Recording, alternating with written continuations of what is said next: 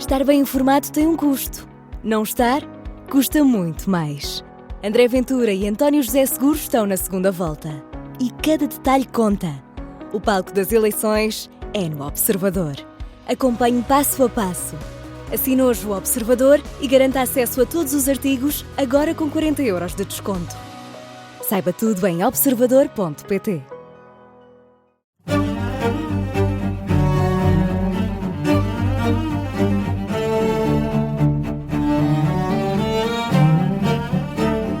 Muitas vezes isso passa por dizer a um promotor, António, João, Roberto, que seja, olha, tu não és o CEO desta empresa.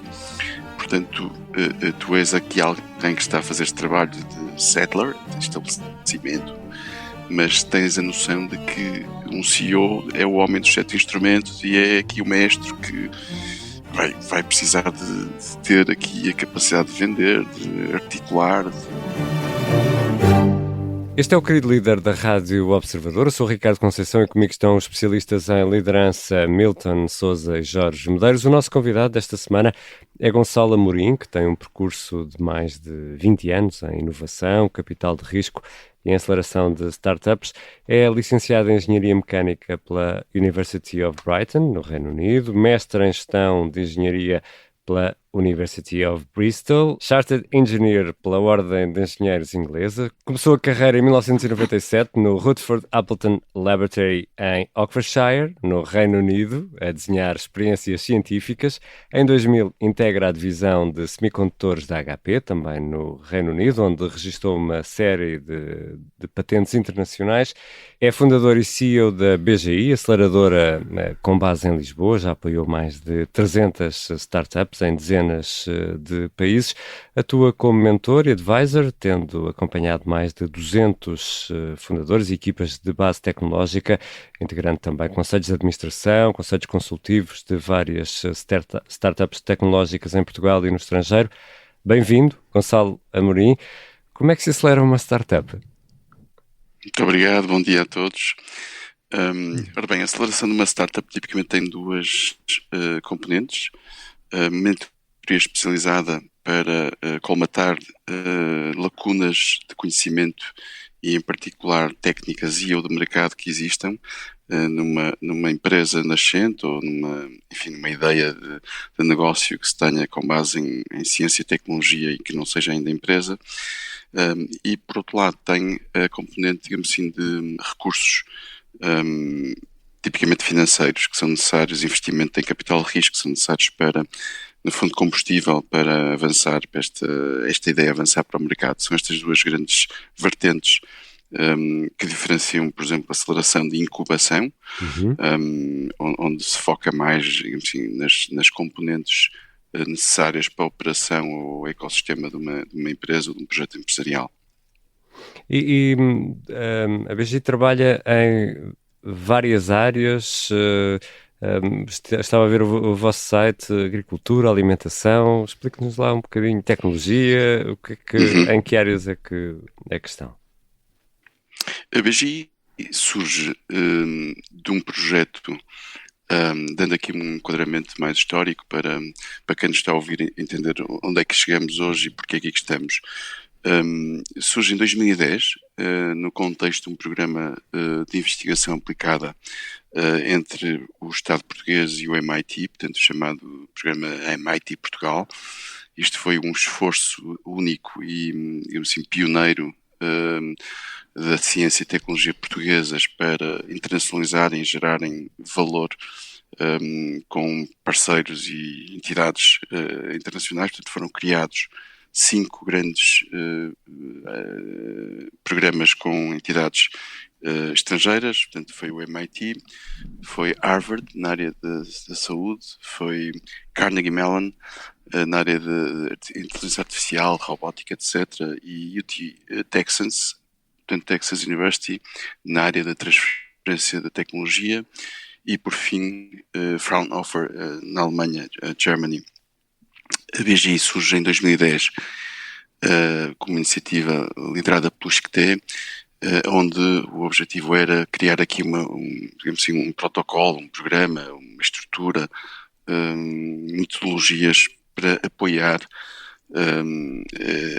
enfim, lançamento de ideias de negócio com base em conhecimento diferenciado, vulgo startups ou spin-offs universitárias, no fundo criar aqui pontes com mercados mais maduros do que, enfim, o nosso, e ecossistemas, portanto, agilizar aqui pontos com ecossistemas mais vibrantes para que os empreendedores pudessem ganhar tempo e aceder a recursos. Eu posso fazer aqui uma questão, Ricardo, muito rápida. O programa da MIT teve um impacto muito grande, até mediático também, pela relação que se conseguiu estabelecer com um dos maiores centros de empreendedorismo a nível global. Sentiu um impacto na transformação da cultura empreendedora em Portugal, na capacitação de novos empreendedores? Foi de facto assim tão impactante essa parceria? Nós somos suspeitos, né?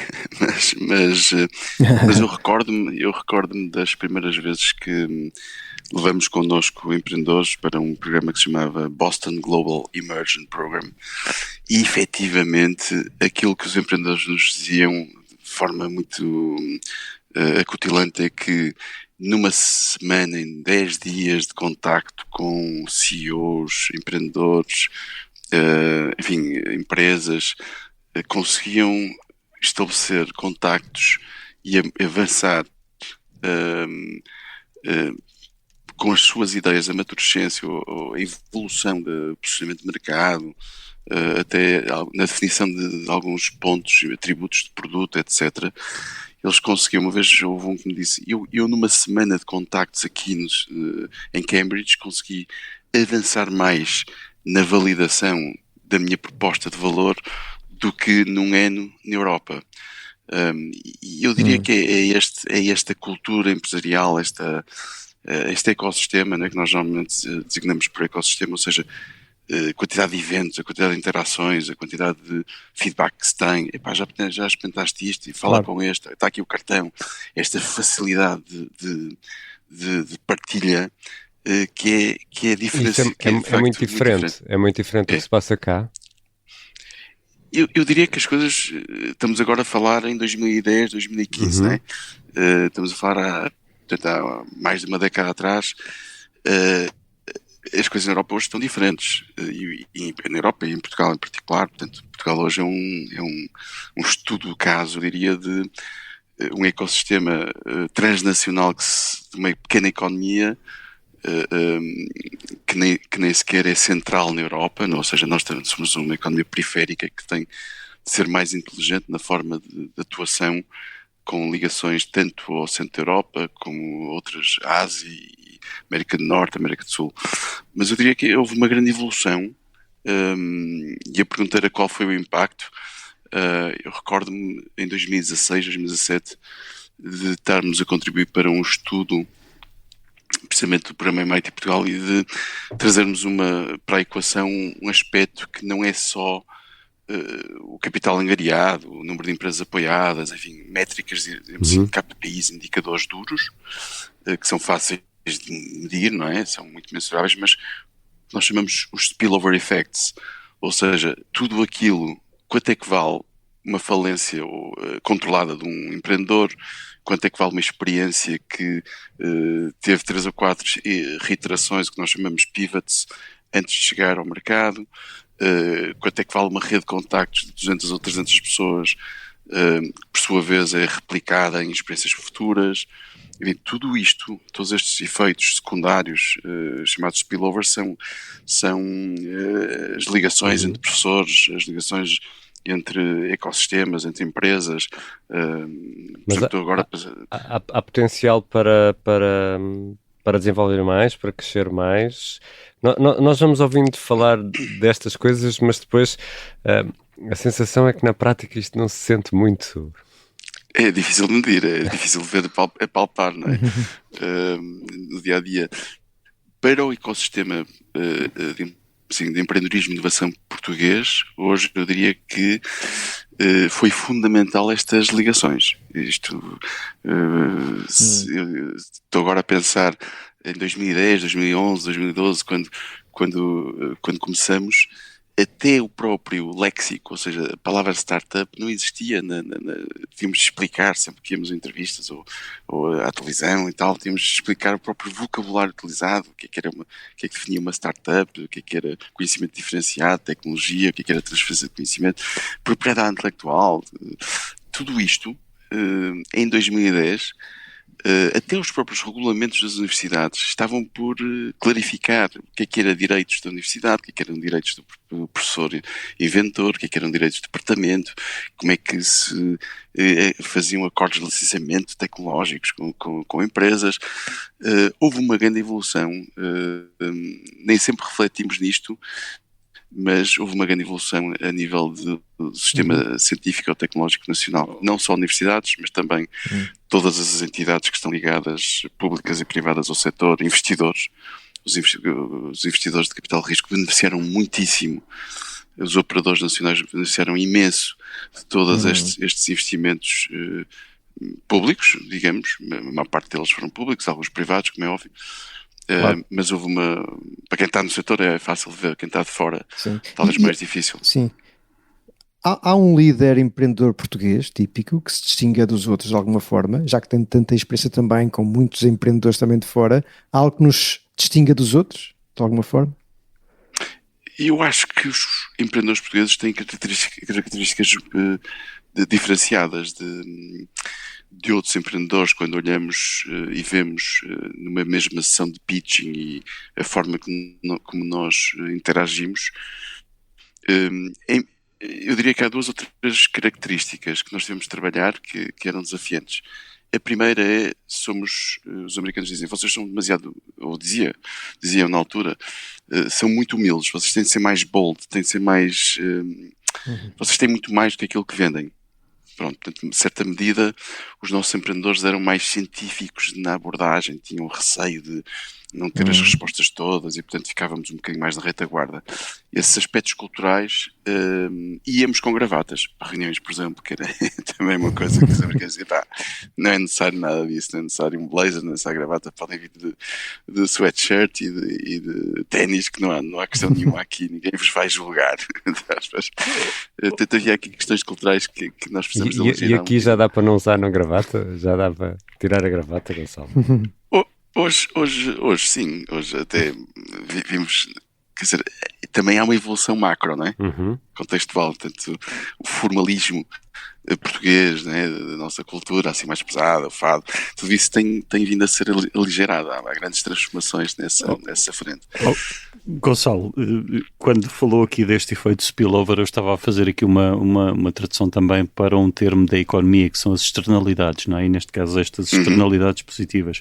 E a pergunta é esta: quando de facto os empreendedores têm de arrepiar caminho ou refazer a proposta de valor ou recalibrar a proposta de valor, ou mesmo quando chegam à altura que é um beco sem saída e não dá e acabou, fica de facto a rede de contactos, fica esta aprendizagem, mas a minha pergunta é, a montante disso, o que é que se pode fazer ou o que é que se faz do ponto de vista de liderança para que estes empreendedores, muitos dos quais suponho que não tenham ainda muita experiência profissional, possam desenvolver não só esta mentalidade para perceber que de facto o risco está lá, as probabilidades se calhar estão contra nós, mas é normal, e não só para eles, mas também para a equipa de pessoas que estão com eles.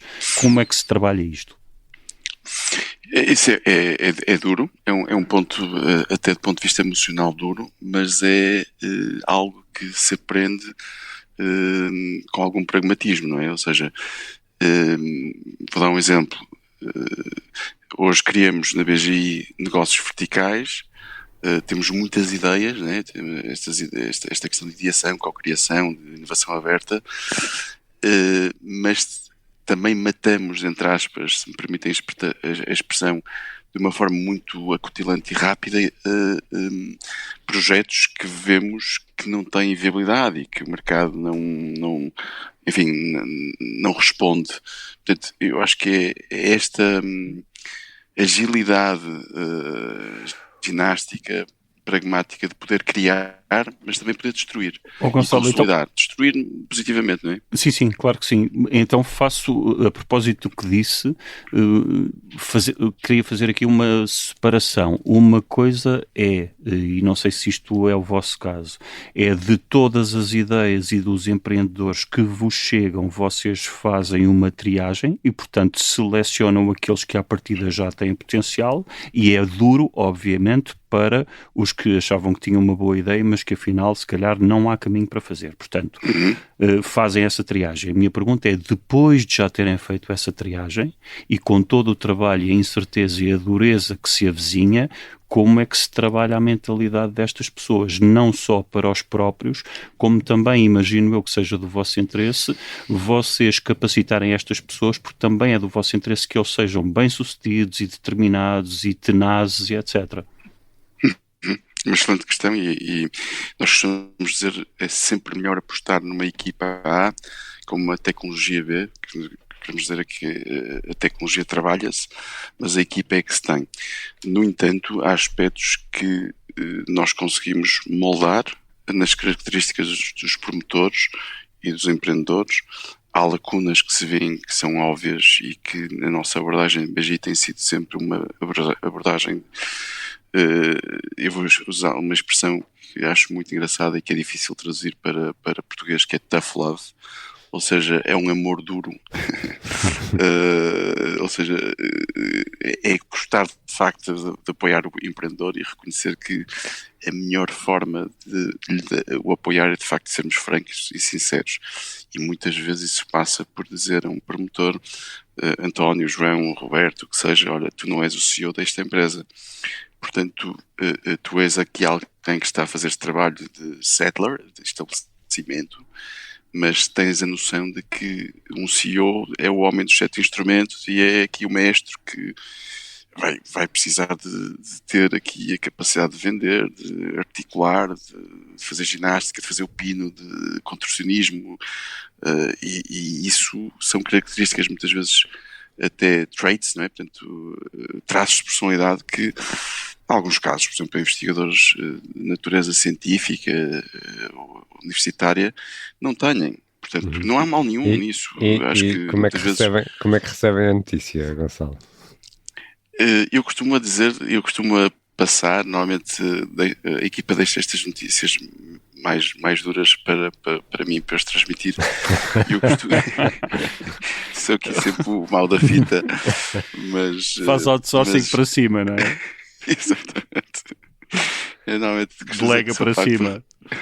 Para resolver estas questões mais perniciosas, mais difíceis. Mas eu costumo passar com algum storytelling. Ou seja, não é sendo teatral nem falso na mensagem, mas é portray, ou seja, é contar uma história de uma situação em particular. Se eu contar histórias na primeira pessoa, se situações me aconteceram a mim e até muitas vezes com falhanços meus pessoais, é mais fácil para quem está do lado de lá não levar estas situações como, não sou eu, ou falhei, ou eu queria ser o CEO e não sou. Portanto, não levar isto a peito, ou seja, não é um ataque que estamos a inferir, nem de forma alguma dizer que esta pessoa tem menos competências de que outra qualquer, mas é efetivamente esta especialização inteligente de que o promotor perceba que ele vai ser mais útil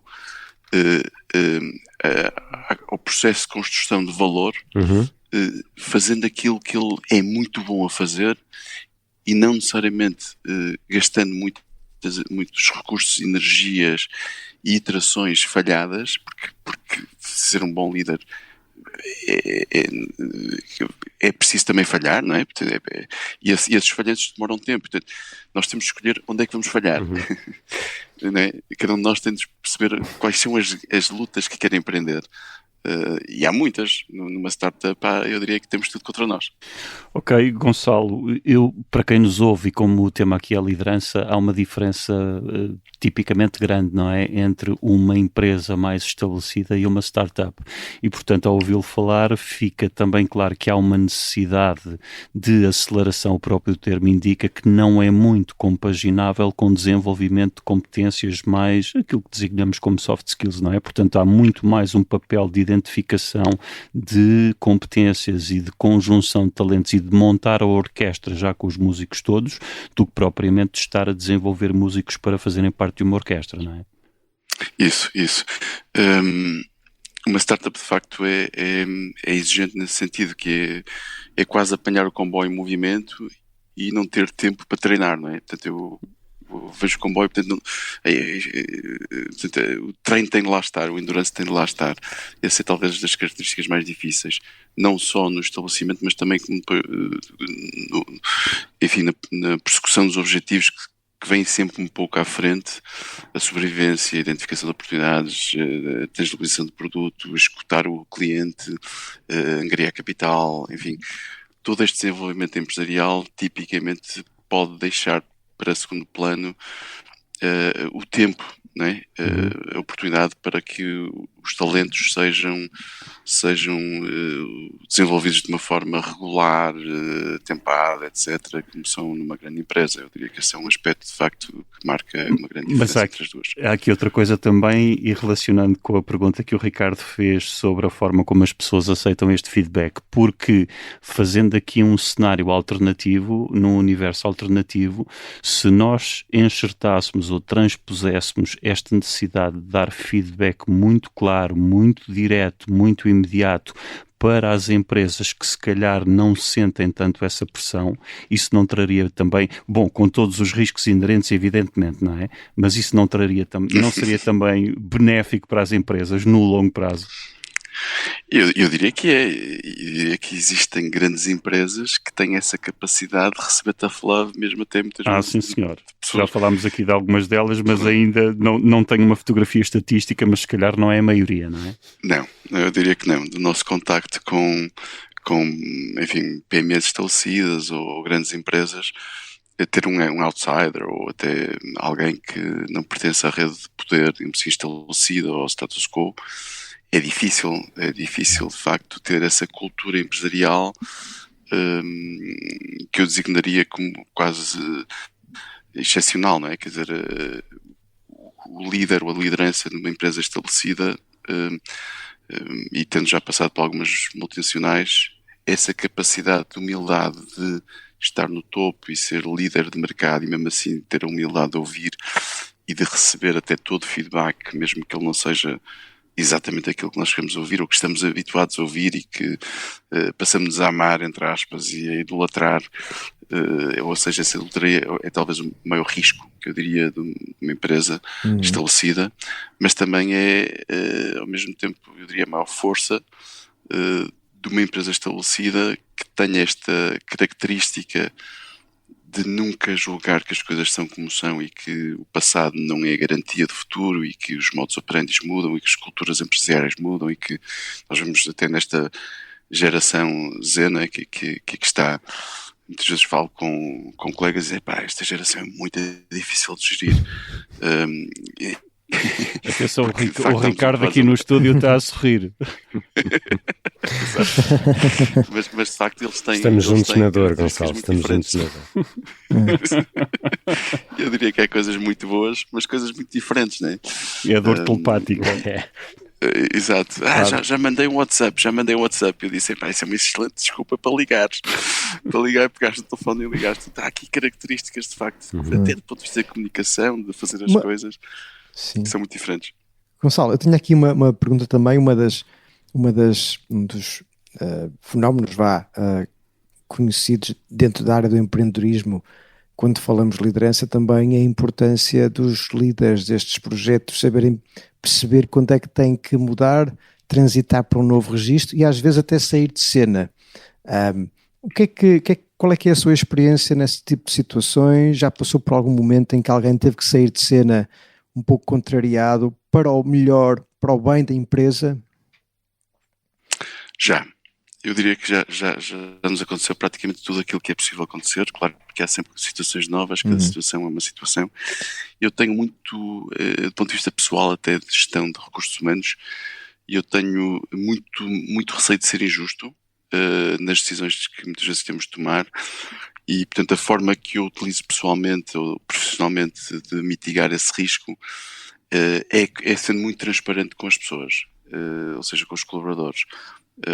Tenho muita noção de que aquilo que as empresas são se devem não à tecnologia ou às ferramentas que compramos ou que não compramos, aos processos, né? Portanto, eu costumo dizer que uma empresa é conhecimento, processos e pessoas, sendo que o último P é o que diferencia, não é? Quer dizer, vestir a camisola, ou, enfim, estarmos a trabalhar um fim de semana porque precisamos ter uma apresentação pronta na segunda-feira que nos foi solicitada na sexta. O canto nos vai dizer, desculpem lá o pouco tempo, não é? Temos uma urgência, podemos contar convosco ou não podemos contar convosco. É um pouco isto, a dinâmica. É claro que não me agrada nada ter uma equipa de 5, 6, 7 pessoas, uma task force montada matricialmente a trabalhar um fim de semana inteiro para entregar algo inseguro ou incerto ou pouco maduro numa segunda-feira. Não é um exemplo a seguir. No entanto, estas pessoas que fazem isto connosco, se necessário, e em alguns casos já aconteceu, sabem que vão ter o seu tempo compensado de outra forma, que demos aqui um sprint, mas não vão abusar do meu tempo, portanto eu depois vou compensar, vou tirar uns dias de férias e tal e coisa. Portanto, há um bocadinho este espírito de corpo, né? Esse espírito de corre, e de vestir a camisola e de estarmos todos juntos neste aspecto enfim, de responder às necessidades. Então, é um aspecto muito importante. Agora, a pergunta que me fez é um pouco diferente, que é quando as coisas não correm bem ou quando há um líder que está a orientar enfim, a equipa de uma forma que entendemos que não é a melhor, o raro é não haver um ajuste, não é? Agora, há situações de facto de complexidade. Eu diria que cada vez mais temos um mundo mais complexo, mais dinâmico, que exige mais uma gestão emocional, até racional, mas também muito emocional, de muitas variáveis, e que nunca há respostas totalmente certas e erradas. Os líderes de hoje de facto estão a ser levados a novos níveis, digamos assim, de exigência, não só do ponto de vista de gestão equitativa, económica, de recursos humanos, de social, e também de propósito, né? Que muitas vezes faz sentido o que estamos a fazer, ou vamos abortar esta área. Pronto, Gonçalo, tudo isto complica muito, não é? Olhando aqui para o seu percurso, eu vou arriscar aqui muito nesta pergunta. O Gonçalo começou no Reino Unido, estudou no Reino Unido, começou no Reino Unido. Deixa-me fazer a pergunta assim: tinha uma vida boa no Reino Unido, o que é que veio para cá fazer? Ainda hoje a minha esposa pergunta-me então acertei. The weather tax was too hard, né? Exatamente. Exatamente. Se bem que mesmo no clima nós Exatamente. Estas semanas não contam, estas semanas há uns outliers. Exatamente, esta tempestade de Christian de facto provocou-nos aqui bastantes estragos, até na unidade produtiva que temos aqui na costa, na Nazaré. Mas não, é o seguinte, eu diria que recuando aqui portanto, eu regressei ao país em 2004, até por razões familiares, porque a minha esposa estava grávida do nosso primeiro filho, de vários, e eu queria mesmo, portanto, apesar de adorar a cultura anglo-saxónica, de ter aprendido imenso em Inglaterra e de ter sido um período muito feliz mesmo da minha vida, enfim, aprendi a ver as coisas de facto de uma forma muito diferente, e encorajo todos os miúdos, portanto, os jovens, a saírem, não é para emigrarem, para ficarem, é para, de facto, ganharem mundo, não é? Ganharem mundo, acho que essa expressão resume aquilo tudo, ou seja, tudo que temos de bom em Portugal, tudo que temos de menos bom em Portugal e perceberem que não há nenhum ponto no mundo em que tudo seja perfeito. Eu acho que isto é fundamental. E depois, claro, eu lembro-me eu vivi desde os 14 anos até aos 19 fora, e depois voltei a emigrar para a Inglaterra e vim em Bruxelas muitos anos, mas eu diria que o ideal é conseguirmos ver todo este espectro e não nos violentarmos do ponto de vista de nos expormos aos aspectos menos bons, mas conseguimos potenciar os melhores os aspectos melhores que Portugal tem para oferecer. E eu acho que, por exemplo, dando aqui um exemplo muito pragmático, as multinacionais, as near offshoring, por exemplo, conseguiram perceber que realocar um recurso americano, por exemplo, em Portugal, a ganhar, não sei, 5, 10, 15 mil euros em Portugal e viver lá e não estar, por exemplo, na Califórnia, sendo ainda mais caro, habitação mais cara, etc., já foi mais verdade. Porque hoje temos de facto habitação, por exemplo, nós não soubemos, nós país, não é, mais Estado, não soube fazer uma boa gestão de património, até público e social neste sentido. Acho que podemos ter feito muito melhor e recordo-me agora, tendo a dizer isto, que desde 2015 que nós vimos alertando até reitores de universidades que iria haver, à medida que o empreendedorismo de base tecnológica e o capital de risco fosse fluir mais para Portugal, e ainda bem que fluiu, iria criar também aqui alguns constrangimentos do ponto de vista da infraestrutura física, nomeadamente habitação, nomeadamente tráfego, trânsito, claro. Portanto, todas estas questões iriam ser agudizadas e era preciso pensar nelas. Recursos humanos, formação, tudo isso. E aconteceu. Portanto, é que estamos. Nós temos sempre perguntas fixas que fazemos a todos os convidados aqui do querido líder, e queria começar por lhe perguntar, Gonçalo Amorim, qual foi o pior dia ou qual foi o pior falhanço da carreira? Houve aqui um momento que nós, quando começamos a ganhar velocidade aqui, ritmo na BGI, estávamos mesmo em estado técnica, do ponto de vista até de práticas de aceleração, e tivemos aqui uma reunião com o FEI, com o Fundo Europeu de Investimento, para angariar aqui dois fundos, aliás, que estavam bastante intimamente ligados, um de seed e um de, portanto, mais de growth, que totalizavam na altura 68 milhões de euros. E estávamos mesmo no pipeline final para a assinatura destes fundos, com financiamentos. Depois há uma decisão política que diz, Portugal, isto a rondar os 2014, por aqui pós-Troika, e há uma decisão política que vem negativa, de dizer, tinha tudo para dar certo, mas politicamente não há um momento. Ou seja, Portugal não está nas nossas prioridades e portanto, de um momento para o outro, tivemos aqui um grande revés, que nos obrigou de facto a olhar para as coisas de uma forma diferente. E como é que mudou até o futuro. Como é que deu a volta? Deixamos de ambicionar ser um operador de capital de risco e passamos a abrimos no fundo o capital, ou abrimos no fundo aqui a estratégia a operar, não diretamente como investidor de capital de risco, mas sim como um facilitador em que tínhamos 3, 4, 5, assim, enfim, investidores estratégicos para aportar o capital. Portanto, é uma transformação bastante, eu diria que tem vantagens e desvantagens, e seguramente que se tivéssemos ido por essa rota de ter um fundo próprio, estamos a falar também de apostas a 10, 15 anos, que tipicamente, profundo, não é? Profundo.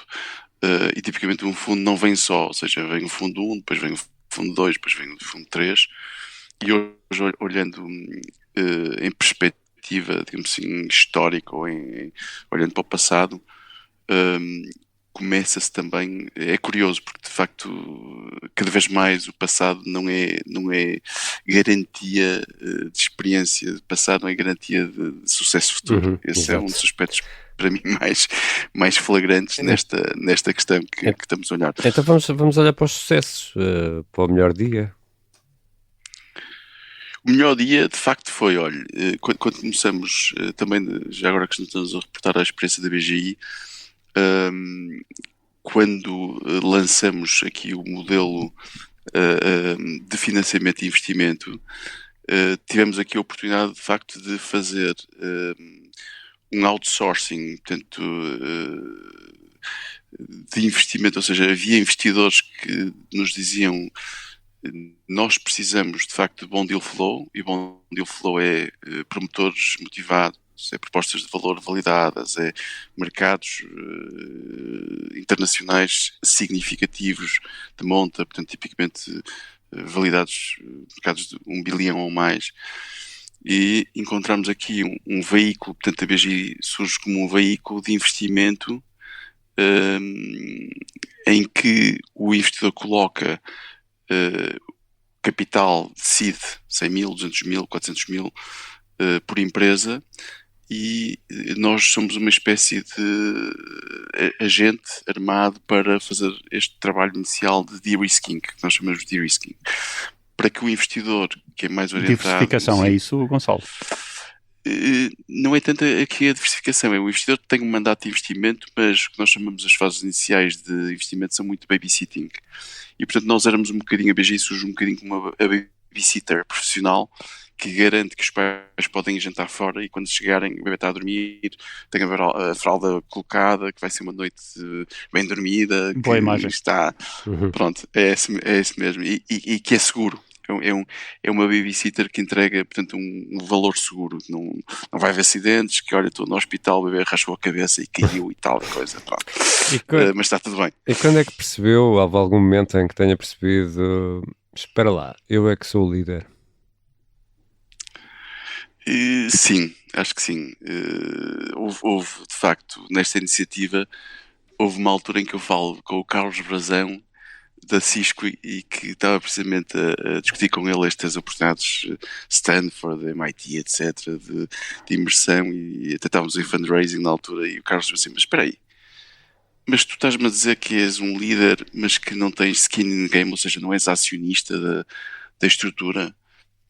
E eu, sim. E ele diz-me, não, pá, isso não é, quer dizer, ok, mas verdadeiramente não tens skin in the game, quer dizer, se isto não funcionar, o que é que tu perdes? E eu disse, se calhar perco o emprego. E eu disse, está bem, mas se não chega, tu tens de ter aqui um variável, tens de ter aqui, portanto, mais skin in the game.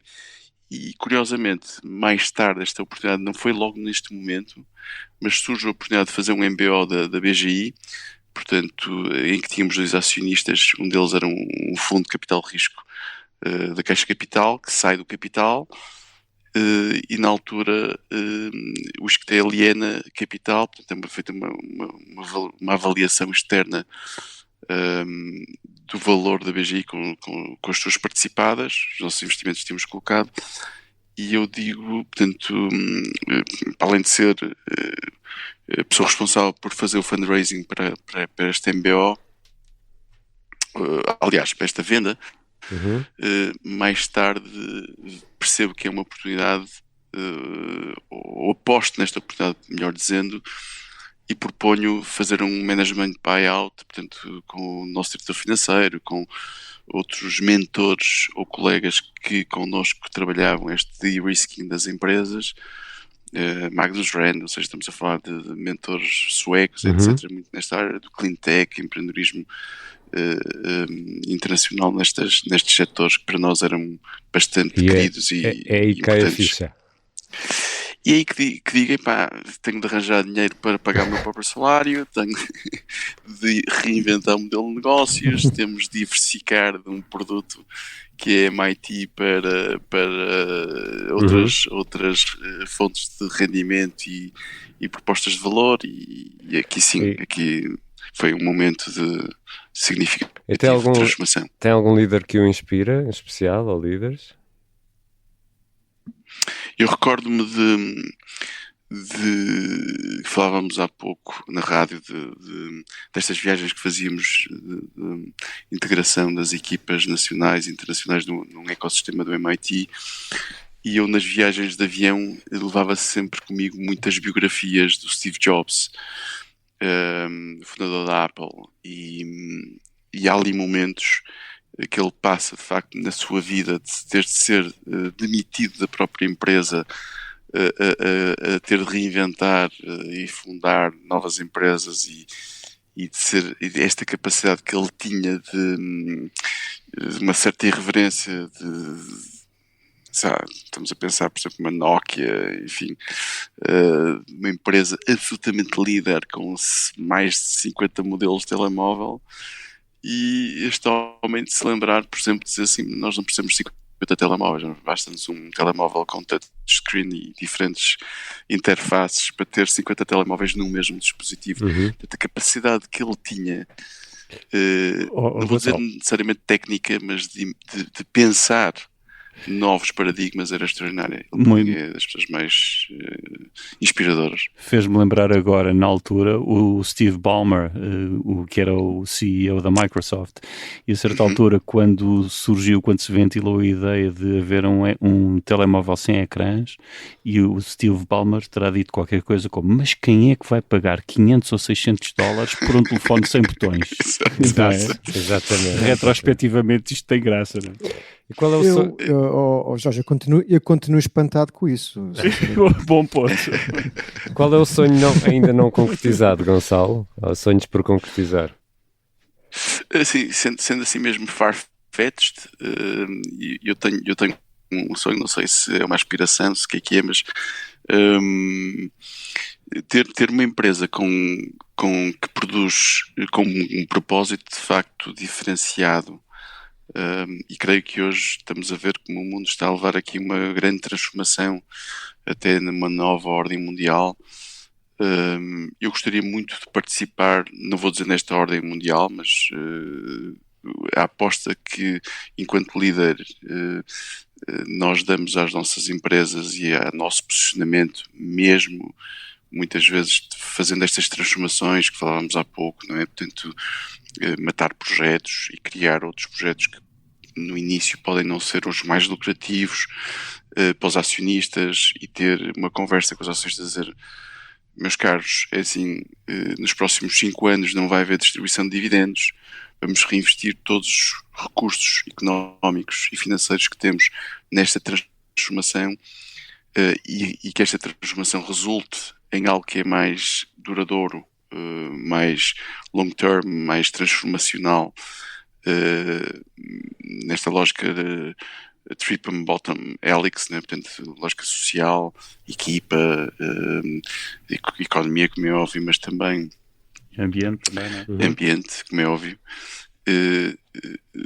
Neste momento, participar nesta transformação e conseguirmos criar valor significativo.